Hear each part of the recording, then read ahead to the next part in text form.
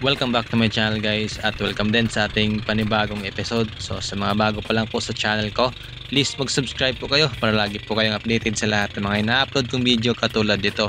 So ngayon lang po tayo guys nakapag-upload ng video at almost 4 weeks tayo walang upload dito sa YouTube at sa Facebook. Almost 2 weeks yung ginugol natin dito guys sa pagre-repaint ng bangka, at pagkatapos nun ay tinamaan naman tayo ng trangkaso, kaya nagpahinga na naman tayo ng mahigit 1 linggo. Kaya eto, ngayon lang tayo nakapag-upload at ngayon lang tayo nakabalik sa ating pamamana. At dito nga pala sa dive natin ngayon ay dumayo tayo guys dito sa previous spot natin kung saan tayo nakadali ng King Mac. Sinubukan kong pumunta dito sa spot na to at baka magpakita na naman sa atin yung mga pelagic dito. At eto nga, habang nasa itaas tayo, naglulod na tayo ng mga rubbers dito para along the way kung makita man tayo ng isda, ready na to spear it.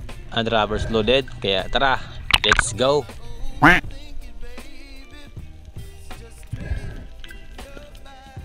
Itong clip na to guys, ito naman yung huling video ko bago ako nagkatrangkaso. Bali pagkatapos nating mapinturahan yung bangka ay nakapag-dive pa naman tayo, ngunit hindi na tayo nagtagal dahil hindi na po tayo makapag-equalize ng maayos. Kaya nag-decide ako na magpahinga na lang ng mahigit 1 linggo para makabawi tayo sa susunod na mga dive natin.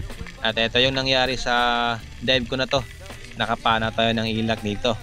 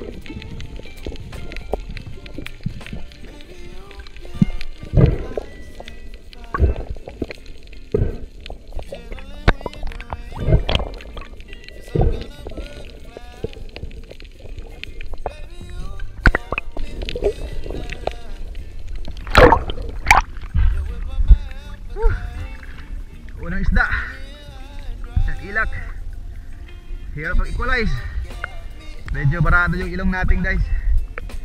Mahirapan tayo mag-dive ng malalim, kaya mababaw lang tayo. Hindi muna tayo pupush sa malalim, dito lang tayo sa mababaw. Barado yung ilong natin, sakit sa ulo. Isda natin. At pagkatapos nga guys ng mahaba-habang pahinga at almost 2 weeks yung ginugol natin para makapagpahinga at makapag-relax, at eto, nakabalik na tayo at nakapag-equalize na tayo ng maayos, kaya nakapag-dive na tayo ng malalim. So dito sa dive na to, ambush style yung ginawa natin dito. Nagmamasid tayo dito sa paligid kung may pelagic ba na naghahunt dito sa mga bait.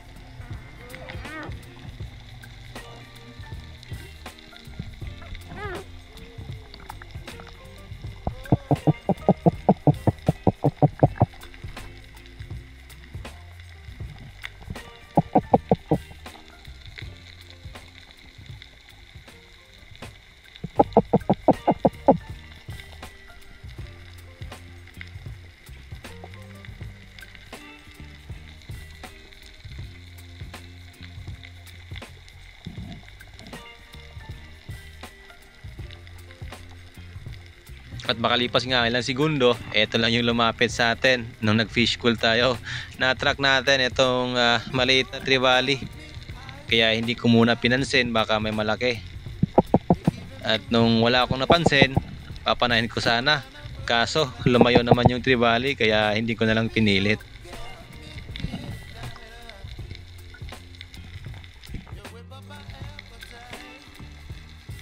At sa sumunod naman nating pag-ambush dito guys, habang nag-aabang tayo dito, may napansin akong mamsa or GT andun sa may malalim na area. Kaya ginawa ko dito, ginalaw ko yung pana ko at nag-fish school ako para mapa-attract natin yung GT. Kaya lang, nung napansin ng GT yung pana natin na ginalaw ko, Bigla naman itong kumaripas ng langoy at papunta dun sa may malalim. Mukhang mahilig sa kape ang GT na to. At nagulat yata yung GT kaya hindi lumapit sa atin, sayang. At habang naghahanap naman ako dito guys ng ibang isda na pwedeng panain, eto nakasalubong ko itong napakalaking barakuda or rumpi kung tawagin sa amin. Malaki na, nasa mga 7 to 8 kilos na siguro yon. Kaya sinubukan kong i-ambush dito. Akala ko guys maamo ang barakuda na to, kaya lang nung nakapwesto na nga ako dito, bigla naman itong nawala at naglaho.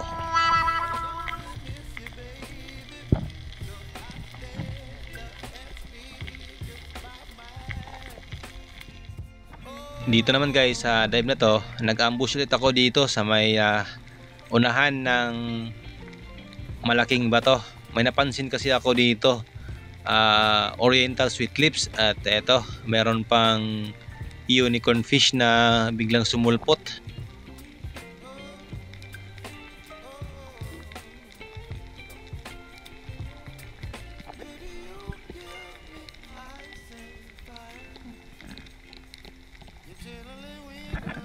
Kaya lang ayaw lumapit ng mga isda, kaya ako yung lumapit dun sa mga isda at eto yung nangyari.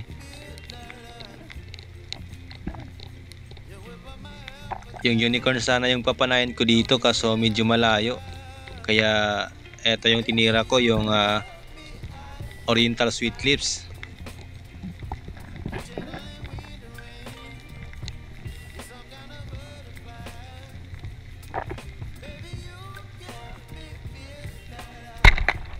Kaya lang sablay tayo dito guys. At sa muling pagdive natin dito guys, nilapitan ko itong malaking bato kung saan nakapwesto yung mga oriental sweet lips at may kasamang unicorn. At ito yung naabutan ko. Andito pa yung oriental sweet lips, kaya ito yung tinarget natin dito.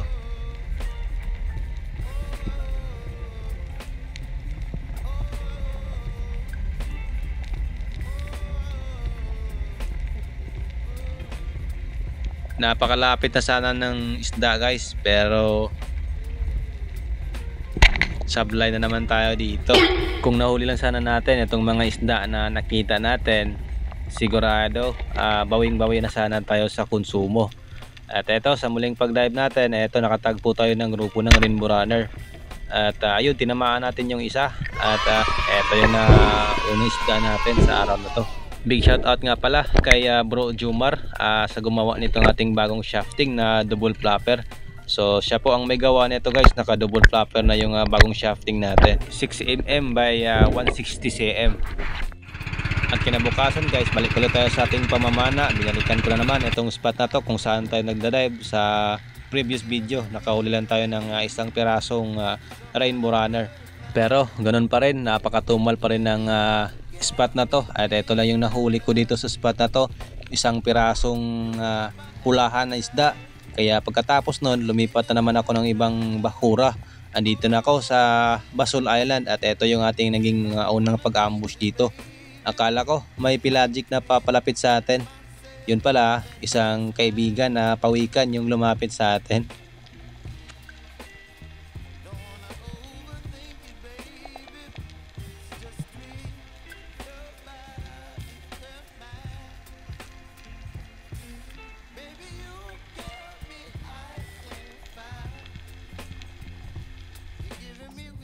At halos nakailang beses na rin akong pabalik-balik dito na nag-ambush guys. At eto, may nagpakita na isang green job fish or malaguno. Good size na po, nasa mga sobra na 1 kilo. Kaya eto agad kong tintukan ng pana. Pero ganun pa rin yung nangyari, sablay pa rin tayo. Siguro nanibago lang tayo sa shafting na gamit natin na naka double flapper. At dito naman sa another dive natin, habang nag-ambush ako dito, ito may lumapit na isang uri ng unicorn fish. Napakalaki at bilog na bilog. At curious sa atin, kaya ito napagandahan natin ng tama dito.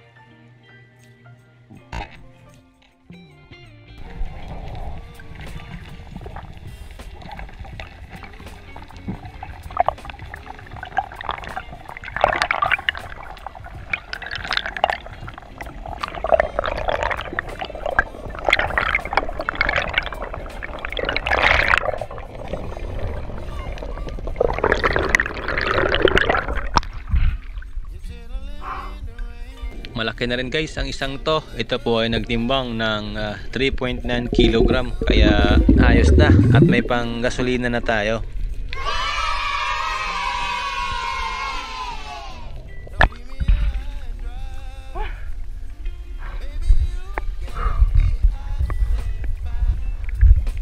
Wala yung malaguno. Sayang, ang lalaki sana. Buti na lang lumapit ito. Napakataba na unicorn.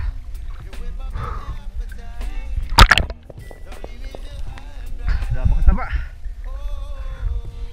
Bilog na bilog. Oh.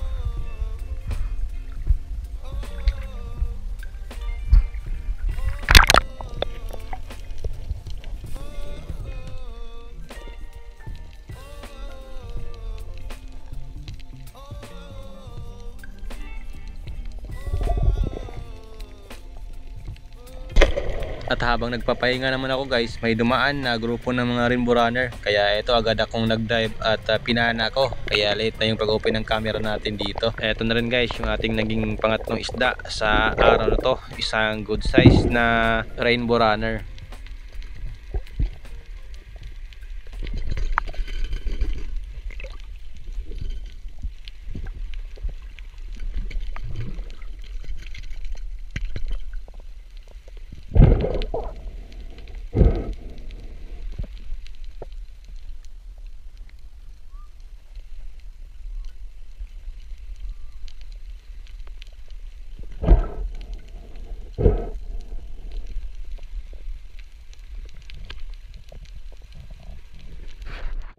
At eto pa, nakapana pa tayo guys ng isdang lapis naman ito kung tawagin sa amin. Napakalapad at napakanipis ng isda na to.